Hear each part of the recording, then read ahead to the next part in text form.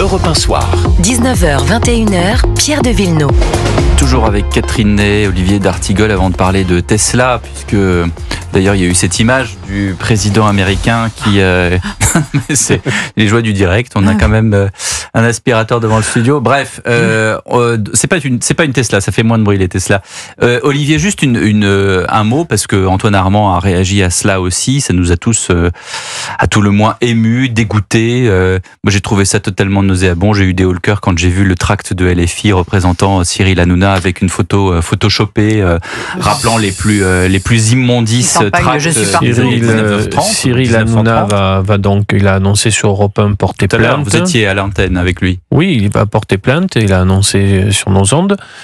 Et donc, les Insoumis appellent à une mobilisation contre l'extrême droite en reprenant l'iconographie antisémite, en reprenant l'image du juif telle qu'elle était représentée dans les années 30. Par je suis partout. Par je suis partout, avec le fond noir. Et donc, j'ai été très attentif, moi, aux réactions des uns et des autres. Ce soir, il manque beaucoup de réactions. Beaucoup. Notamment dans cette gauche qui est née quand même aussi historiquement de l'affaire Dreyfus et qui devrait se ressaisir parce qu'on dit ce n'est pas un faux pas des Insoumis. Quand bien même ils ont retiré cette affiche immonde. C'est une stratégie électoraliste, c'est une ligne politique. Et donc, moi j'attends vraiment qu'il y ait davantage de réactions. Car c'est une digue en plus. Et c'est de mettre une cible sur le dos de Cyril Hanouna. Parce que dans la société telle qu'elle est aujourd'hui, un tel procédé, ça peut être dangereux. Et donc son avocat va faire des poursuites judiciaires. David Assouline, l'ancien sénateur socialiste, dit une image qui emprunte tous les codes des caricatures antisémites. Denis Oliven, il voit des méthodes de fascistes. La tête de Cyril Hanouna est mise à prix. Et Arnaud Klarsfeld, qui était avec vous tout à l'heure, a dit que c'était une affiche clairement antisémite. Oui, alors il y a matière à judiciarisation.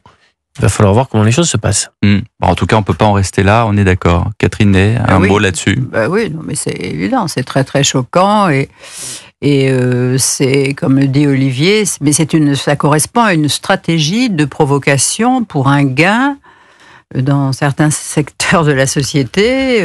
C'est absolument... C'est ad hominem, c'est-à-dire qu'on utilise un portrait, on le caricature, ce qui a été fait également il y a une autre affiche avec représentant Pascal Praud.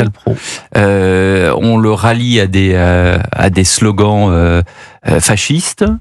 Et effectivement, on peut pas vivre tranquille quand on a une affiche comme ça qui vous représente. Non, d'autant plus qu'il faut rappeler qu'on a connu et on connaît encore des chroniqueurs, des journalistes sous protection policière. Bien sûr, bien sûr.